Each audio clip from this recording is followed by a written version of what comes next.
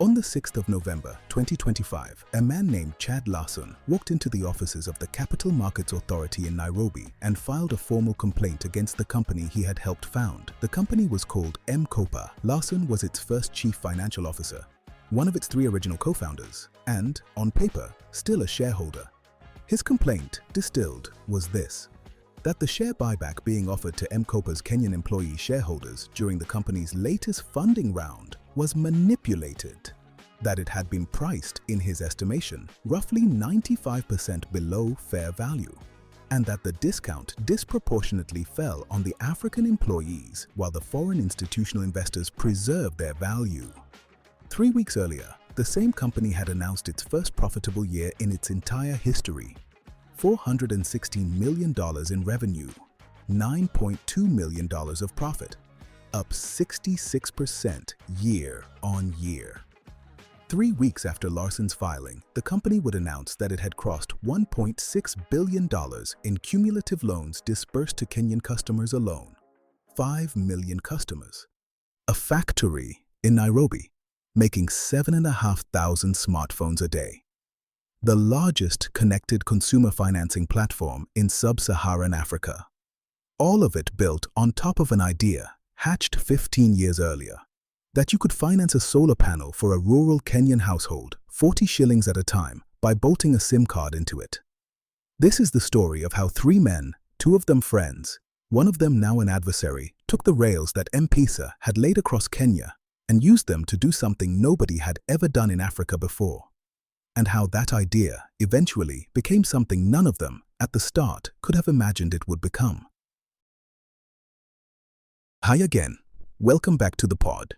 My name is Farouk, and today we are going deep into the story of M-KOPA, an off-grid solar startup that quietly became one of the largest consumer lenders on the continent and is now fighting with one of its own co-founders about who that money was actually supposed to belong to.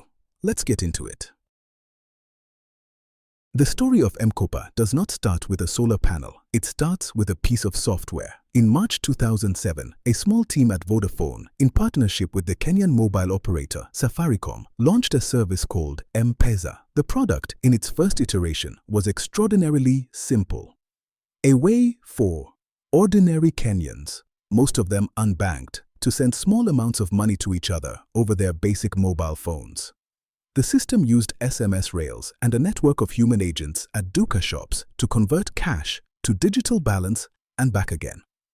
The team that built it was led by a Welsh engineer named Nick Hughes.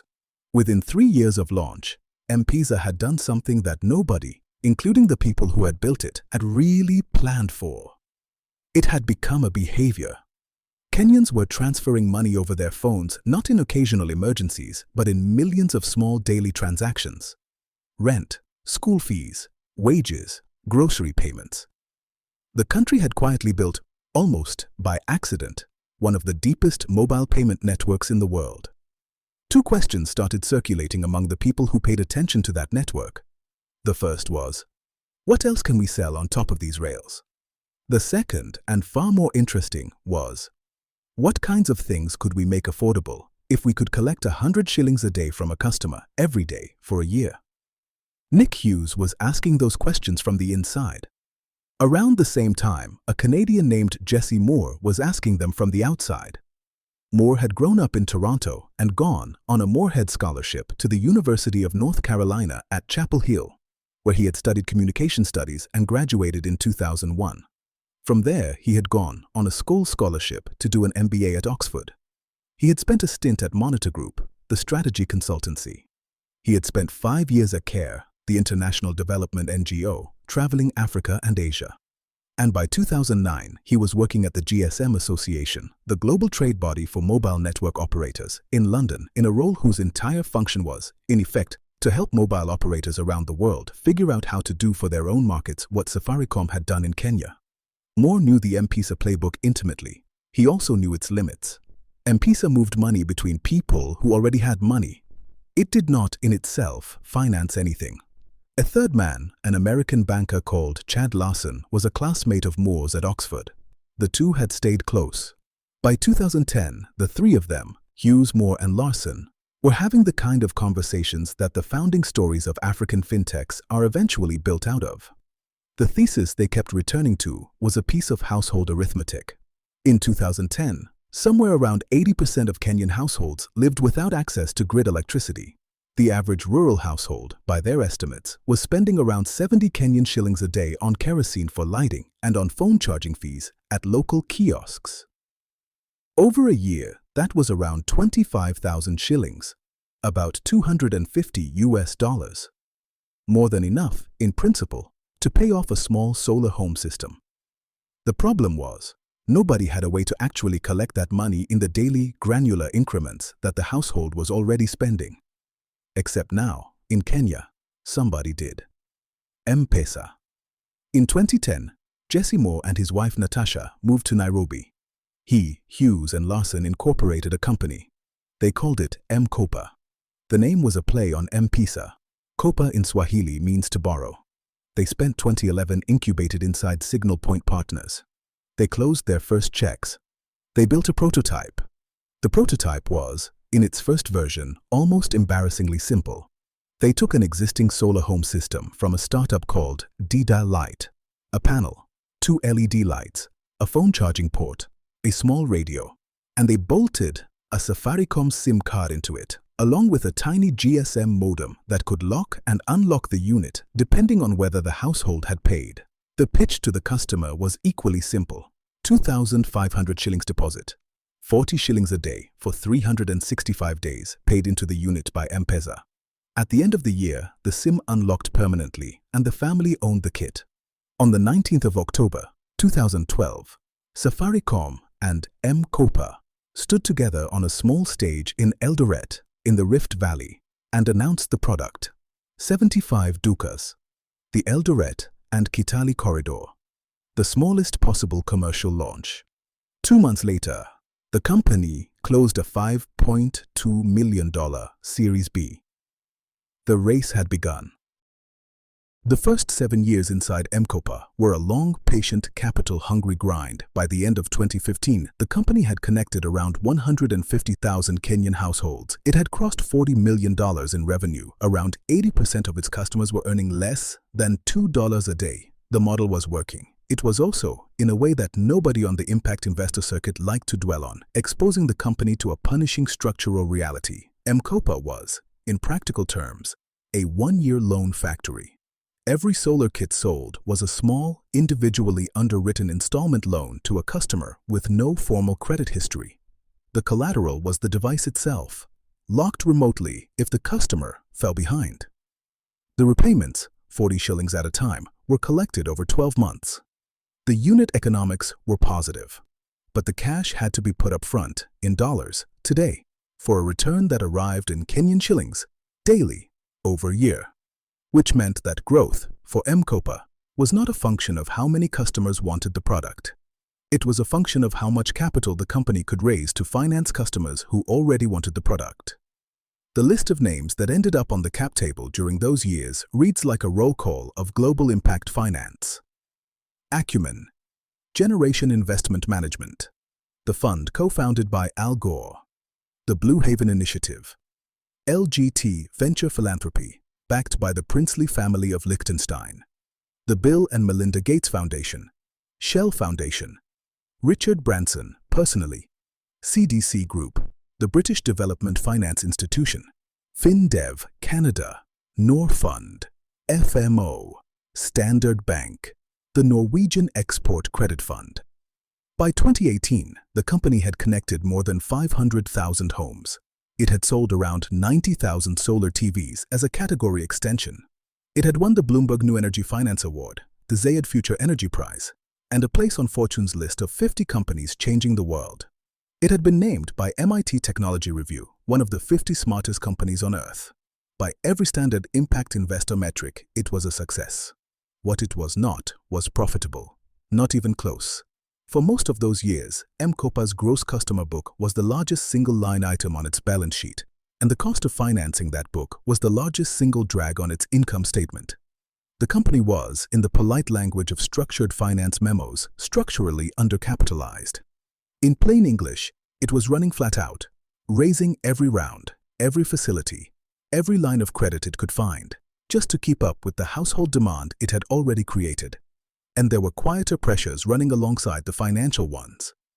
The remote kill switch, the same elegant piece of engineering that made it possible to lend to no-credit customers in the first place, was attracting a particular kind of critique. Customers who fell briefly behind would find their units shut off without warning. Households who had paid most of the way toward ownership could still be locked out by a missed weekly run. Field officers visited delinquent customers and sometimes repossessed kits. The company maintained, with some justification, that this was the only way the math worked.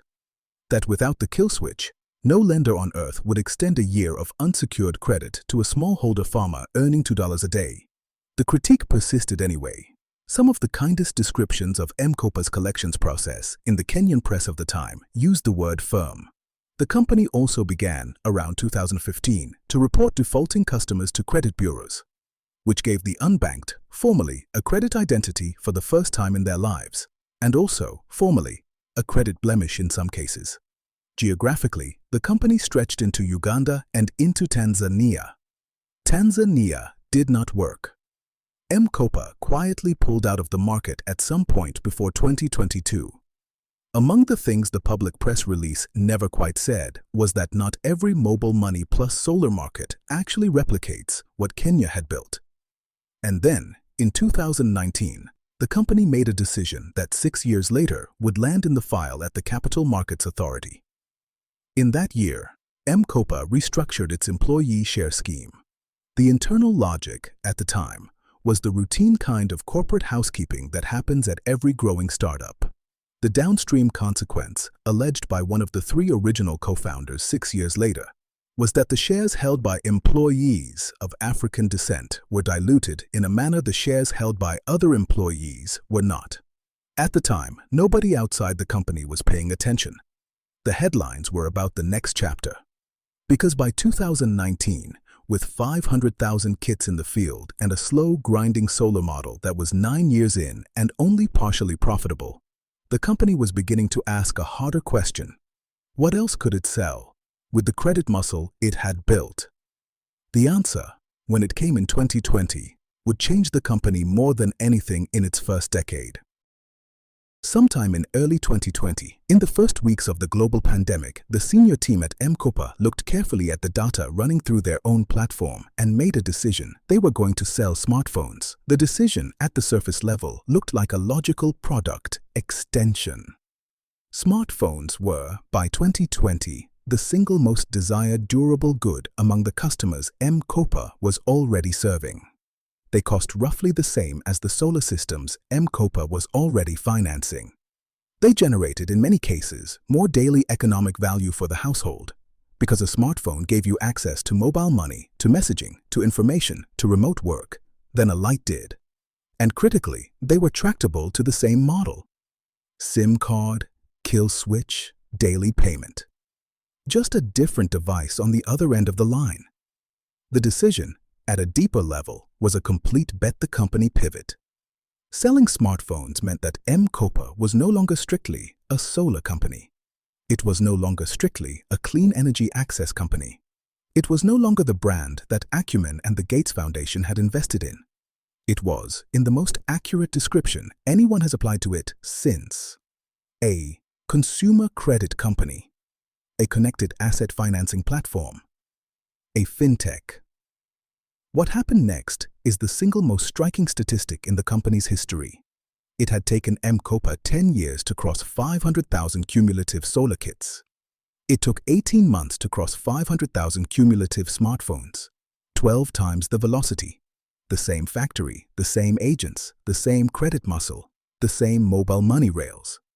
Different product on the other end. Same model. A violently better outcome. The economic reason was almost embarrassingly simple.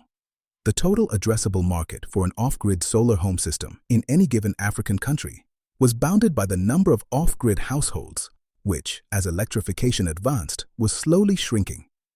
The total addressable market for a smartphone was bounded by the number of human beings, which, as African demographics continued to do what African demographics do, was steadily growing. M-KOPA had pivoted out of a slowly contracting market into the largest consumer electronics market in human history. And the moment the curve bent, the company poured fuel on it. In July 2021, M-KOPA launched in Nigeria. Later that year, it quietly opened a 30-agent pilot in Accra. By March 2022, the company had crossed 2 million cumulative customers across 4 markets. It announced a $75 million growth equity round led by Generation Investment Management and Broadscale Group. Total equity raised across the company's history crossed $190 million. A year later, in May 2023, it closed the biggest single round in its history. $250 million blended. $200 of it in sustainability-linked debt arranged by Standard Bank and Stanbic, with IFC, BII, FMO, and a small consortium of impact debt funds participating. $55 million of it in equity, led by Sumitomo Corporation of Japan, whose first check of $36.5 million made it the largest single private institutional investor in M-KOPA's history. Sumitomo took a board seat.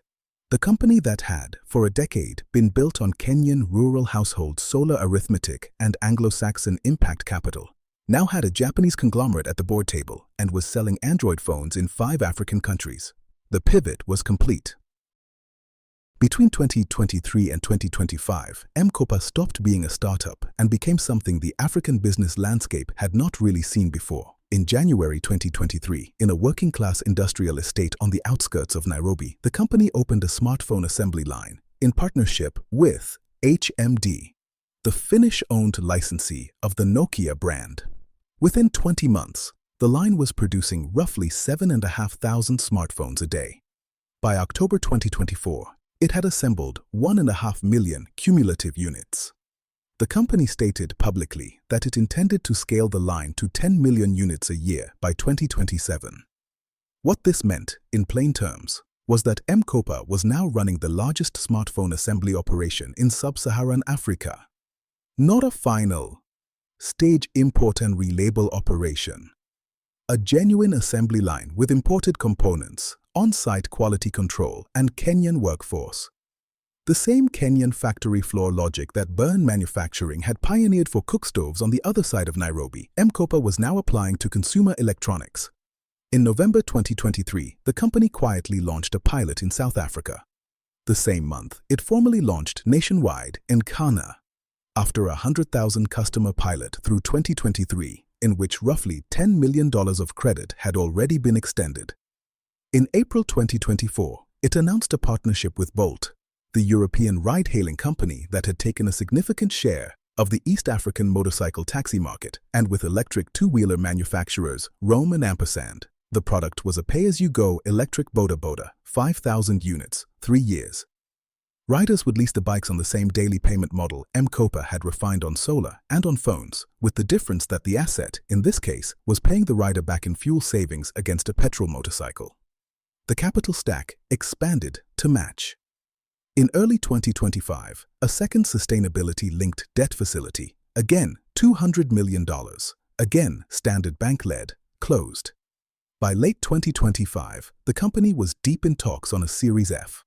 Term sheet around $160 million. Lead investor, again, Sumitomo Corporation. Valuation, by every public commentary on the round, in unicorn territory for the first time.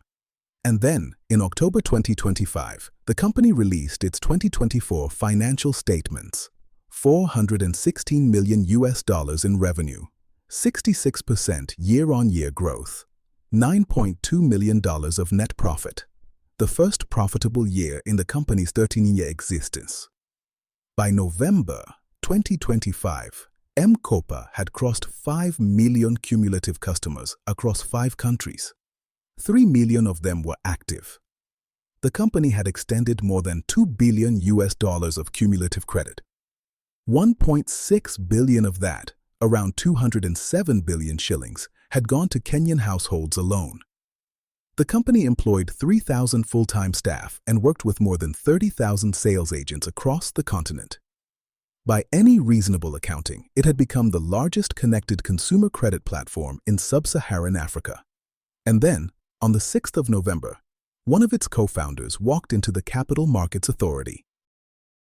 The company that walked into 2026 was the largest connected asset financing platform on the African continent. It was also, simultaneously, in the middle of 3 open fights about what kind of company it actually is. The Larsen dispute is the first. M-KOPA has publicly described his allegations as baseless and as a coordinated campaign to undermine the company during a critical funding window. Larsen, for his part, traces the practice he is alleging back to a 2019 restructuring of the employee share scheme that, on his account, diluted the shares of African descent employees in a way it did not dilute the shares of others. The Capital Markets Authority has the file. The resolution, as of mid-2026, is unresolved. The second is the lending rate critique. Independent academic reviews have calculated that the effective annual interest rate embedded in some M-KOPA products runs as high as 254%. That number is more than 4 times the legal cap on consumer lending in several African jurisdictions. M-KOPA's counterargument is the one it has made since 2012, that without the kill switch, without the daily payment structure, without the rates that compensate for the unsecured nature of the loan, none of these customers would qualify for any credit at all. The Kenyan parliamentarian Babu Owino has called for legislation to cap consumer phone financing rates. Whether that bill passes will determine whether M-KOPA's unit economics on the lending side hold. The third is the tax fight. In September 2024, the Kenya Tax Appeals Tribunal ruled that M-KOPA, despite being headquartered for tax purposes in London, had a permanent establishment in Kenya and ordered it to pay 885 million Kenyan shillings in back corporate taxes. The ruling was a landmark, and it set a precedent that every cross-border fintech operating in Kenya through a UK holding company is now contending with. The company that handles those 3 fights at once is, in many ways, exactly the company that 15 years of capital, 3 founders, and 1 violently good pivot were always going to produce. Big enough now to be regulated like a bank, profitable enough now to be priced like one, visible enough now to be challenged on the terms it set for itself in 2012. The harder, longer question hanging over M-KOPA is the one Asili Africa has run into in episode after episode of this series.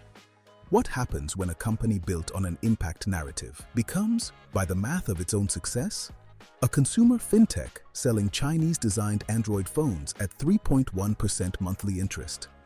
The 40 shillings a day was once the most generous payment structure in rural Kenya. By 2026, depending on how you counted, it was also one of the most expensive forms of consumer credit on the continent. Both of those things are true at the same time. That is the M-KOPA story. Every empire has an origin. M-KOPA's was a SIM card bolted into a solar panel, 2,500 shillings deposit, 40 shillings a day, 75 dukas in Eldoret and Kitale, 5 million customers, a factory in Nairobi, 1 co-founder at the regulator. This is Asili Africa. That is the story. And like every story worth telling, this one is still being written. If this episode made you see something differently, share it with someone who needs to hear it. I am Farouk. This is Asili Africa. Every empire has an origin. Now you know this one. So start building, because yours might be tomorrow's origin story. See you on the next one.